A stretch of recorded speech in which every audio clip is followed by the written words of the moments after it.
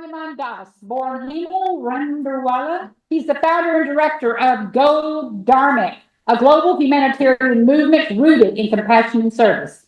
Inspired by the philosophy of Dharma and the teachings of Neem Karoli Baba, he began Go Dharmic 13 years ago by distributing fruit to the homeless. Wow.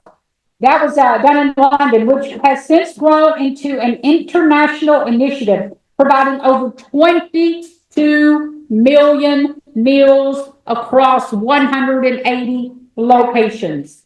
Honored with the UK Prime Minister's Points of Light Award in 2023, Hanuman Das has established 4 charities and co-authored several books, including The Power of Dharma and Moving Mountains.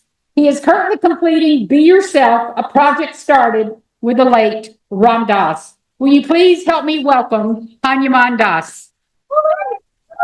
Thank you, Hanuman.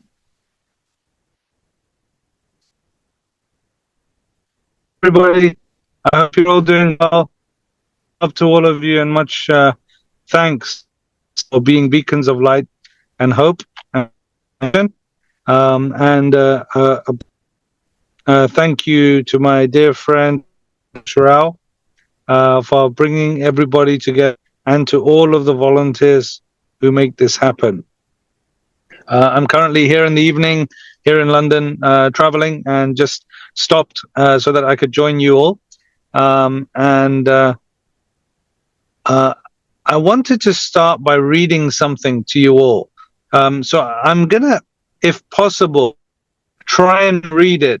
But please, if somebody could just, when I go off the screen, I hope I don't lose you.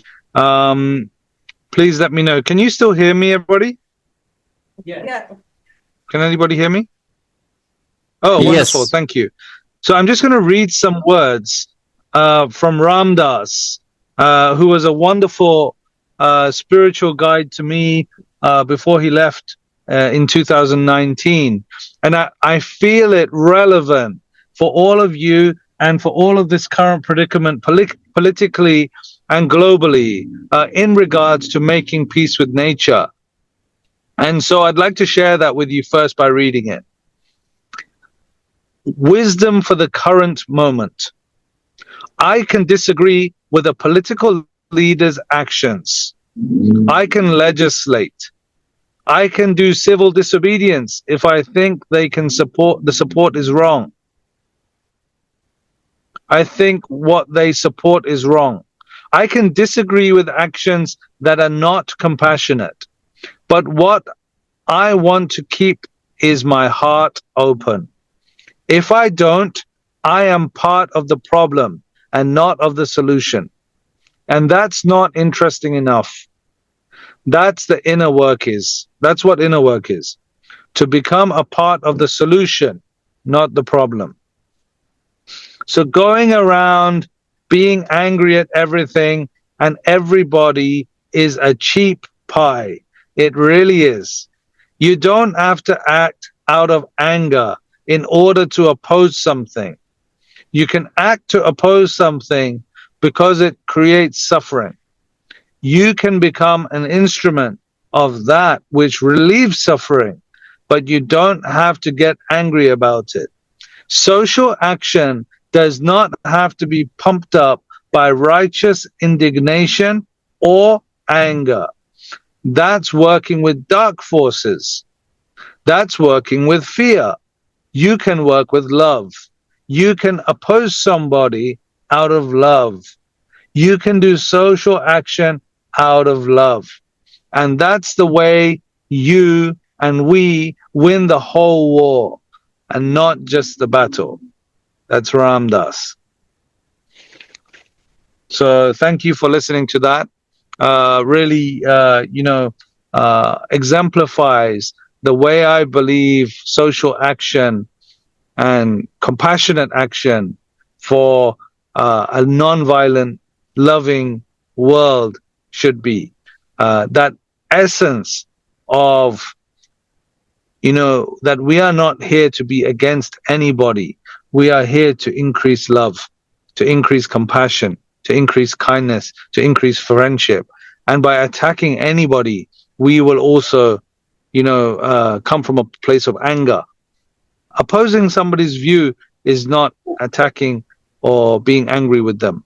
So this is something that I wanted to share, because I believe vegan movement is all about passion. It's about nonviolence. And therefore, in our communication methodology, in our approach to making a difference in the world, we want to open people's hearts, not close their minds. So this is something that we at Go Dharmic have been really advocating for, a lens and approach for helping people in need and bringing that compassion as a force. So recently we had a gala in Westminster, and it was the first vegan gala in Westminster, where we brought in ministers, some very well-known personalities from the UK, and people joined forces together out of love. And it was extraordinary for us to host a vegan gala in Westminster. And without many words, the message itself connects veganism to love, connects people to understand why we don't serve animal products, why we don't associate with that or justify that. And really, if you look at the global humanitarian organizations, the Oxfams, the Red Crosses, the UNICEFs, when I visited these big galas or the big charity fundraisers or events, and then they serve animal products at such venues, there is a big disconnect for me with the message of philanthropy and compassionate charity and the love that we wish to extend through our charitable endeavors. And therefore, I request all of you to connect with us at Go Dharmic, to connect with amazing Kelly, who's also here as part of Go Dharmic, and help us to increase our visibility, our service, our work. Right now, we have a group on the ground in Valencia who are serving in this huge flood, where in Spain, they have had more rain in 24 hours than in previous 1 year. And that kind of flood is, apocalyptic. If you look at the images and the videos, even today, many days after the rain fell, the cars are everywhere. People are hungry. There are volunteers only serving the people. It's a very, very difficult, struggling situation still today in Valencia, and we are there serving people in need out of compassion and love. So ahead of COP, what can we do? We can be a force for good in the world through our advocacy, through our food poverty alleviation, through our humanitarian work in disasters, through the promotion of good education, through health and sanitation projects, through environmental projects, tree plantations, reforestation projects.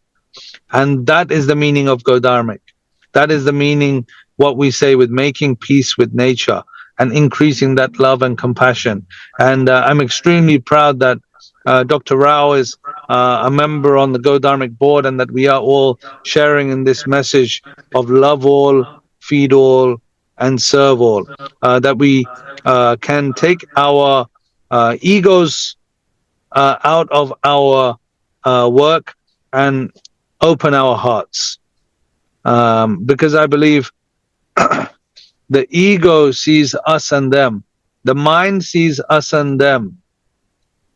The heart sees us all as one. And if our work and compassionate action is done from a place of oneness, then it's the left hand helping the right hand, not the rich helping the poor, or the righteous correcting the unrighteous. We are all, as Ramdas said, we are all just walking each other home. And when I first became a trader in financial markets, that's my career, the first lesson I ever learned was, this is a dog-eat-dog world. But when I met Ramdas, he said this, we're all just walking each other home. We all love each other. We all serve each other. We all feed each other. And I saw in just one of the comments there that myself and Dr. Rao, we were there in Glasgow in COP. And it was ridiculous that they were serving beef at COP. They were serving animal products in the green zone, where we were still campaigning for more non-violent agricultural systems and vegan diets. But it's very important that we still, relay our message wherever we can and work relentlessly every day, open our hearts with kindness and love and compassion.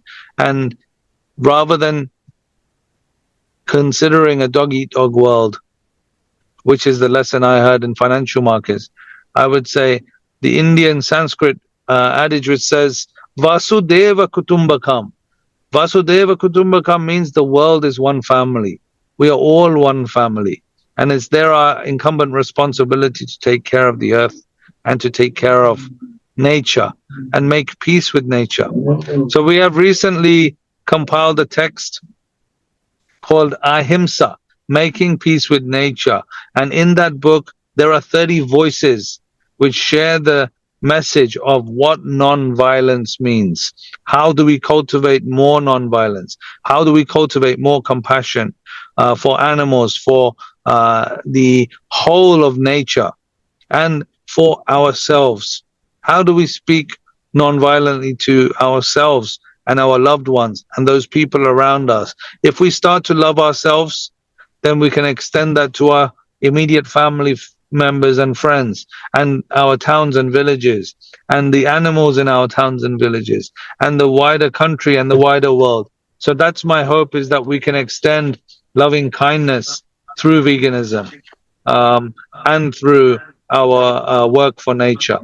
So I would like to pause on that step there and request to see if there is any questions for us regarding our work or Go Dharmic, or how we can all serve together. If anybody has any questions for myself or for Kelly or for anybody else. I have a question. Yeah, I just wanted to add, I'm adding all the links in our chat on how you can support Go Dharmic through ordering the book Ahimsa, Making Peace with Nature, or if you are interested in volunteering, we are looking to grow and we're always looking for sponsors, donors in the US. And I just want to do a shout out because I see Sarah Segal is here, and she is one of our incredible volunteers in LA serving food to the people of Skid Row. So thank you, Sarah, for being here and representing Go Dharmic. Hanuman, I just wanted to quickly add as well that on World Vegan Day, you launched a letter for those of you that might know Thich Nhat Hanh and his Blue Cliff letter, where he basically called on his monasteries to adopt a vegan policy. Hanuman spoke similarly in his own letter on World Vegan Day, asking for, just, an embracement of veganism, as, like he was just speaking of, our need to move in that direction for the healing of our planet. So you can find that letter. It's so beautifully written on our socials as well, and I'll post them in our chat as well. And a big shout out again to Ray and to Sarah and everybody who's been serving and helping with Go Dharmic. This is a universal mission, and it takes a village, doesn't it, to do this? Like, it's all of us to come together and to create service. Thank you. Has anybody got or any thoughts to be, or has anybody Kelly that we can respond to? Thank you so much, Hanuman. We have a question here from the audience. Jane Velez Mitchell, you want to come up and ask your question? What can we do to get these environmental organizations to accept that animal agriculture is, at the very least, a leading cause of climate change, or the leading cause? What can we do to get them to face the truth? Great question. I think it's not going to happen in one particular thing. It will require lots of different angles. It will require people who have a more scientifically leaning arguments for the correct changeover. It will require compassionate arguments. It will require humanitarian arguments. It will require all of the above, just like slavery. You know, that wasn't removed with just one person or one, it was a movement of people coming at it from different angles and different thoughts and different ways, different voices. And then that becomes more and more convincing over time. So it will happen, I believe, in that way. The more energy we create and the more movement that this is the correct way to reduce violence to nature, then it becomes the norm. So it will become, obviously at the moment, we will consider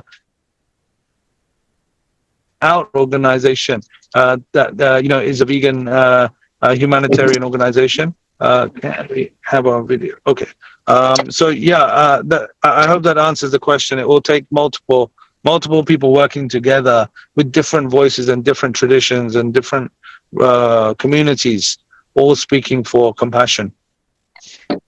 Yeah, and I think you're addressing a similar thread in that it takes persistence. We've heard Dr. Rao emphasize that several times today, that the persistence of we all just have to keep on addressing these matters because it's obvious to so many of us that, you know, our environmental disasters are caused by animal agriculture, and how people can just believe that it's normal, that what's going on is normal is beyond me, you know. So I think, like Dr. Rao said, it really is about the deception that we've been force fed. Any other questions out in the audience or on So one thing I add to that, I just want to add to something that I think is cultivating compassion amongst each other as well. So, you know, some might be moved. Who's asking the question? We lost him. Oh, We're taking questions from the chat. okay. We lost the person asking the question. We're now taking questions from the chat. So if you have a question, please put it in the chat. I would like to say something quickly. Hello. Hi, everybody. Just quickly, the one thing that I hear overlooked constantly is sort of like the elephant in the room. Most people, even those people in those environmental organizations, they firmly still believe they need to eat animals. So the science behind, you know, a plant-based and vegan, well-balanced vegan diet is there. And without that, they're not going to budge. They might eat a lot less, but they won't go vegan as long as they believe they need to. Thank you. Thank you, Nancy. Yeah, if I could just quickly add to that, Nancy, you know, that I think like the biggest fear is just losing donors, you know, so it's, you know, trying to not lose those donors that are already there. And, you know, we've seen that with some animal welfare organizations of, you know, not being firm in their commitment to say, you know, you're an animal welfare organization, you know, and serving, but we're going to serve animals, like, you know, like that. It doesn't make sense that, you know, to serve that. Right. So that's why it's so important for us, you know, when like Hanuman was saying, you know, we have this gala and we make a point of saying Ahimsa means non-harm, and non-harm extends into animals. So we're not going to serve animals. That's harm. Right. And that is something but all those people still believe they need to. Yeah. That's the big problem. And then you have these celebrities that are going, I'm not vegan anymore and I feel so much better, you know, even though I was a drug addict for 10 years. That, of course, didn't have anything to do with it, but things like that. But yeah, I mean, I just see it all the time because I work with food. I've talked to thousands of people and it's so clear, but we have the science on our side. I think you just described opportunities to talk about those things too, because if people are quitting veganism or if people are rejecting veganism, it's an opportunity to talk. And the more that the conversation is happening, it's the biggest difference from the past where we know that nobody was talking about it. And share resources. Thank you, Ryan. Thank you so much. And I know Sarah had your hand up. Did you want to say something, Sarah? I have a question.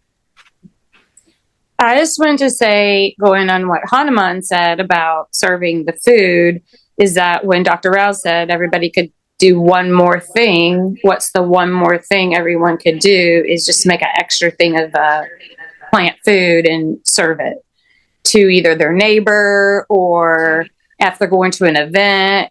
And I think that would start it because that's how BJ did it. Rebecca did it in Texas.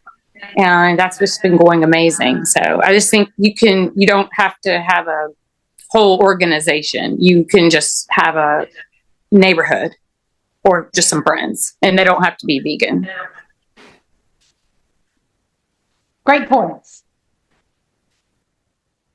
We have Tammy Hay has raised her hand.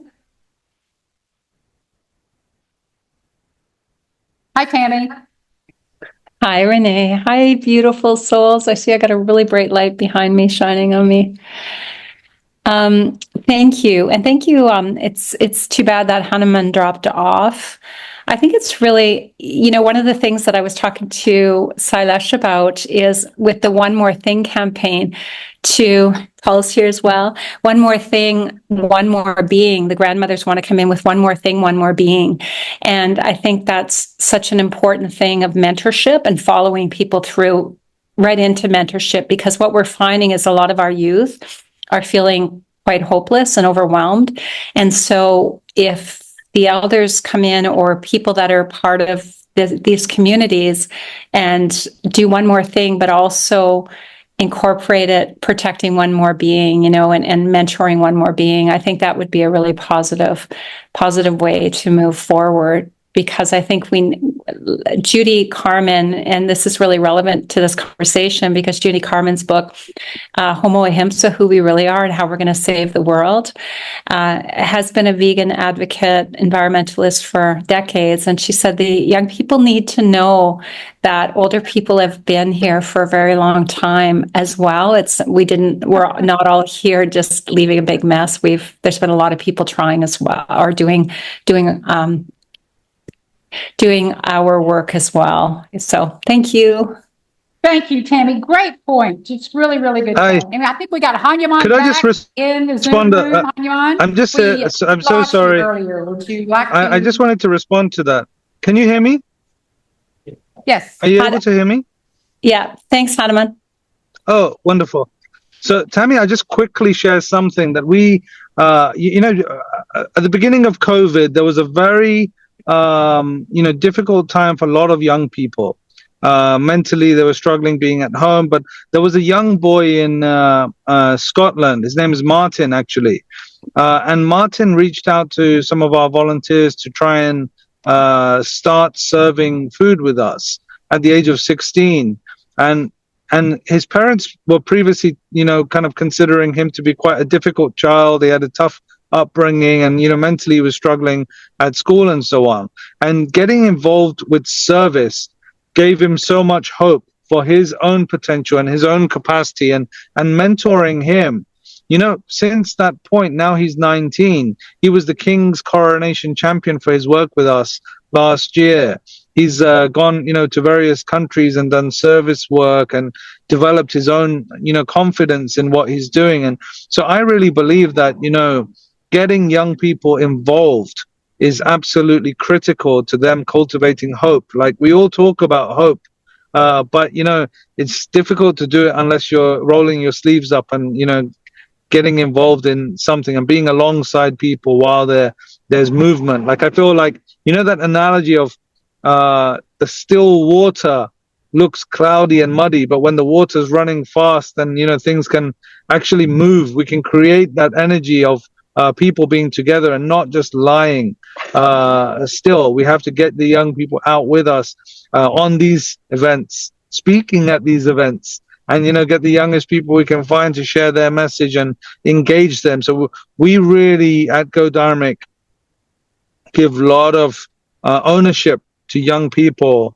who perhaps are not so addicted to the things that we've been addicted to as our lives have gone on, but giving them that opportunity to really shape a more compassionate future. So I just really loved what you said, and it's quite central to how we're trying to think about humanitarian and environmental and vegan activism of engaging young people. Great point, Hanuman. I know for myself, when I learned to be of service after I got in recovery years ago, it changed my life. Had I been taught that as a youth, maybe I never would have gotten in myself into all those addictive behaviors. So thank you for that. That is